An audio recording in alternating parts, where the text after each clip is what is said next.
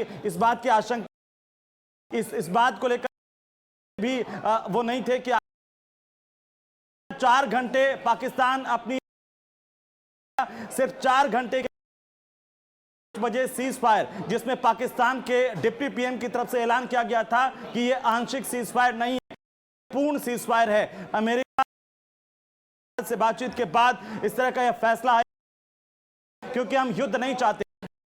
पहले ही कह दिया कि अगर वारदात भारत पे की जाती है ऑफ वॉर होगा। क्या पाकिस्तान की तरफ से इस तरह से एक्ट ऑफ वॉर का परिचय दिया? पाकिस्तान की सरकार की नहीं चल रही, पाकिस्तान की सरकार की बात नहीं पर शहबाज शरीफ से लगा पाकिस्तान की पॉलिटिकल लीडरशिप पर भी बड़े सवाल खड़े हो गए हैं कि हमने किस तरीके से शांति के ये बात मानी जब पाकिस्तान आ गया कि हम सीज फायर उल्लंघन नहीं करना चाहते हैं, शांति चाहते हैं।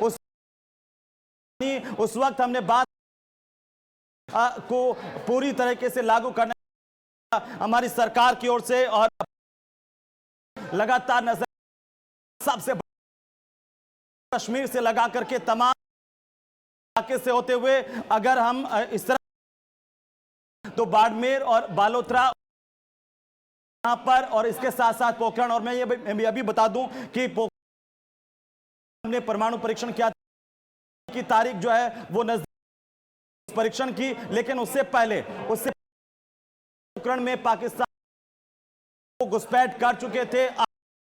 जब हम यहां पर बात कर रहे हैं बाड़मेर के आसमान पाकिस्तान के ड्रोन एक बार फिर से उड़ते हुए देखे गए। हालांकि हो रहा नहीं है कि हमारी तरह से सतर्क है, हमारी मुंह तोड़ जवाब पाकिस्तान इतना ही नहीं जैसे कि निशाना बनाने की कोशिश पहले की गई थी, उरी के अटैक किया गया था, ड्रोन हमला किया गया था।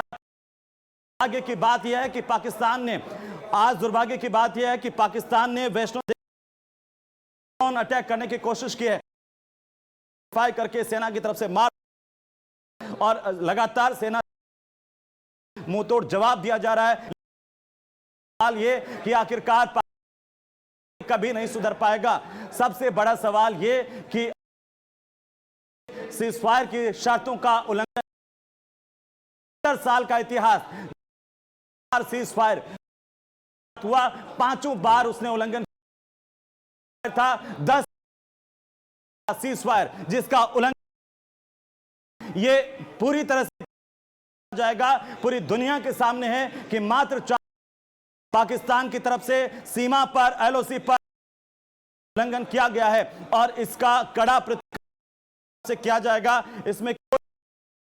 लेकिन फिलहाल इसे आना बाकी है। हम नजर बनाए हुए हैं कि आखिरकार हुआ है, क्योंकि तमाम जगहों से हम देख पा रहे हैं इस वक्त खबरें आ रही है कि पाकिस्तान के जो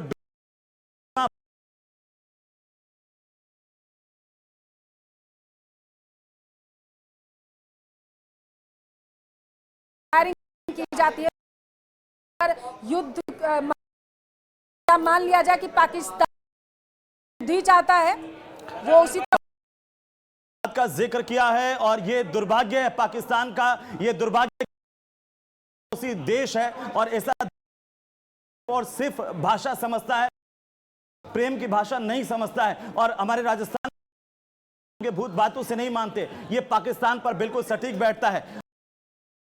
इस बात को लेकर के काश ये 76 साल में जाएगा अब इसको, लेकिन ऐसा नहीं हुआ कि मात्र 4 घंटे और 4 घंटे के भीतर एलओसी का न केवल उल्लंघन किया गया, सीमा का भी पाकिस्तान की तरफ शर्तों का खुलेआम उल्लंघन पूरी दुनिया को ठेंगा दिखाई है।